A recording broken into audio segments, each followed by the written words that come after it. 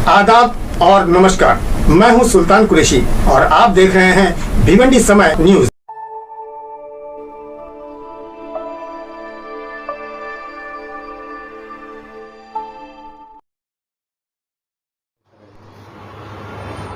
आदाब और नमस्कार, मैं हूं सुल्तान कुरैशी और आप देख रहे हैं भिवंडी समय न्यूज़। अगर अब तक के आपने हमारे चैनल को सब्सक्राइब नहीं किया है तो प्लीज़ उसे सब्सक्राइब कीजिए, लाइक कीजिए और शेयर कीजिए, और हाँ, बेल आइकन दबाना ना भूलें ताकि हमारी वीडियो सबसे पहले आप देख सकें। तो चलिए हम बात कर लेते हैं आज बकरा ईद के यानी कुर्बानी के दिनों की। यूँ तो आपने सुना ही होगा कि सरकार ने यानी हमारे स्टेट गवर्नमेंट ने ही और सेंट्रल गवर्नमेंट की तरफ से जो ऑर्डर जारी हुए थे कुछ दिनों पहले के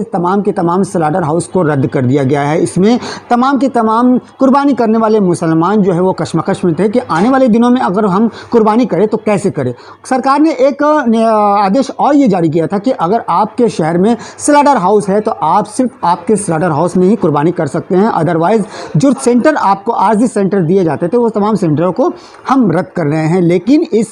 पिटीशन को चैलेंज करते हुए भिवंडी के हनीफ कुरैशी और काशिफ सैयद ने एक रिट पिटीशन जो है हाईकोर्ट में दाखिल किया और दाखिल करने के बाद में उनका जो है जवाब तलब हुआ उस पर, और हाईकोर्ट को तमाम तर बातों से उन्होंने आगाह करवाया और हाईकोर्ट ने उनकी तमाम बातों को माना और मानने के बाद भिवंडी शहर में एक ऑर्डर पेश किया है कि आप भिवंडी शहर में कुर्बानी कर सकते हैं। लेकिन वो कुर्बानी किस तरह से कर सकते हैं, आपको ये गाइडलाइन जो है आपके नगर सेवक से लेनी होगी। अगर आपका नगर सेवक या आपका भावी नगर सेवक, जो नगर सेवक आपके शहर से जो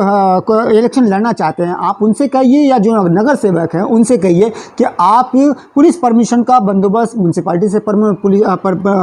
परमिशन का बंदोबस्त और जो भी वहाँ पर दवाखाने के डॉक्टर का परमिशन, वो तमाम के तमाम परमिशन जो है वो मुहैया करवा के दे। ये आपके वहाँ के नगर सेवक की वार्ड के जिम्मेदारी है। हनीफ कुरैशी और काशिफ सैयद ने अपना काम शहर के लिए कर दिया है। अब बकाया काम जो है वार्ड के नगर सेवक, वार्ड के सोशल वर्कर, भावी नगर सेवक जो इच्छुक है लड़ने वाले, इन तमाम लोगों का होता है कि वो आगे बढ़े और आगे बढ़ने के बाद जो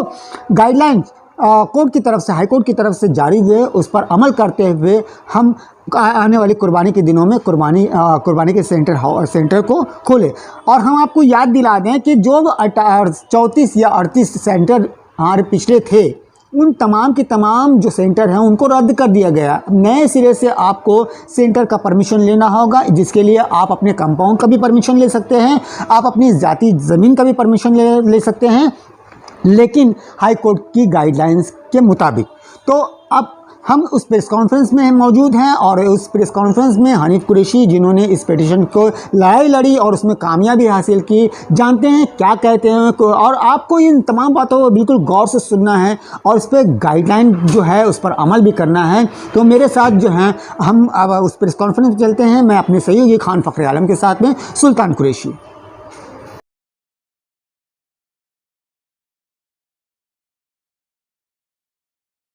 20 जुलाई 2021 को हाईकोर्ट में श्री एनजीओ ने एक ऑर्डर लाई कि भिवंडी में जो हाउस पे कुर्बानी है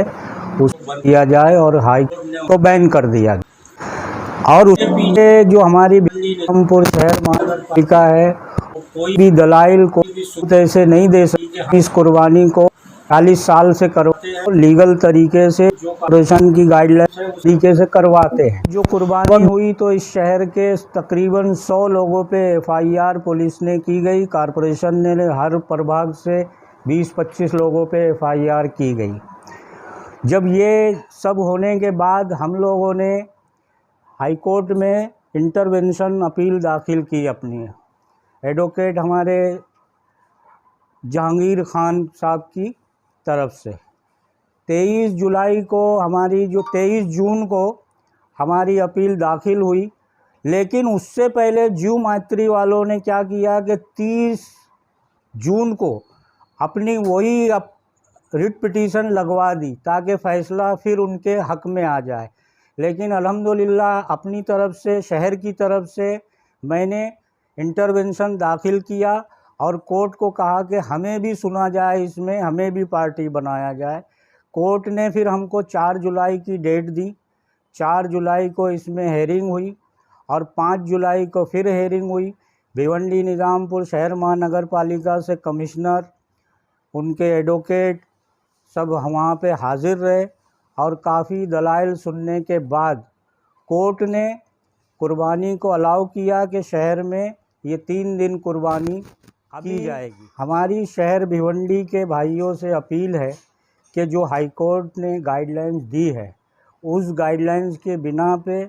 उसका पालन करते हुए शहर में कुर्बानी करें, अमन व अमान कायम रखें और कानूनी तरीके से जो कर सकते हैं वो करें। उन्हें कारपोरेशन से परमिशन लेना है, कारपोरेशन ने वादा किया है वो आपको परमिशन देने के लिए तैयार है, पुलिस परमिशन लेना है और 38 सेंटर पे कुर्बानी ना करके आप और बहुत सी जगहों पे भी कुर्बानी का परमिशन मांगेंगे, वो माननीय कमिश्नर आपको वो परमिशन देंगे जो आपको वार्ड ऑफिसर को अथॉरिटी बनाया गया है और वो वार्ड ऑफिसर आपको परमिशन देगा। आपके कहने का मतलब ये है कि प्राइवेट जगह पर इलाके में या अपने कंपाउंड में कोई करना चाहे कुर्बानी तो वो परमिशन ले सकता है और वो कुर्बानी आराम से कर सकता है, लेकिन उसको ये ध्यान रखना है कि हाई कोर्ट की जो भी गाइडलाइंस है उसका वो सम्मान करते हुए उसका पालन। सर इस पूरे मामला में जो जिस कानूनी जो सेक्शन थे उसका जो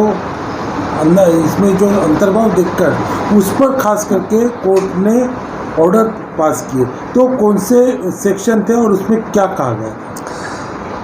जो पिटिशनर्स थे उन्होंने पिछले साल जब उन्होंने ये ऑर्डर लिया तो उन्होंने जो सारी बातें बताई थी, मतलब सारे रूल्स रेगुलेशंस वो ऑर्डर हासिल करने के लिए बताया था, तो उन्होंने कोर्ट के सामने पूरी बातें नहीं रखी थी। उन्होंने जो बातें उनके सामने उनके लिए फेवरेबल थी वो सारी बातें रखी थी और हम लोगों ने हमारे इंटरवेंशन के अंदर हम लोगों ने ये बताया कि ये सारी जो बातें हैं ये कमर्शियल एक्टिविटी के लिए हैं, कारोबारी चीज़ों के लिए हैं, जो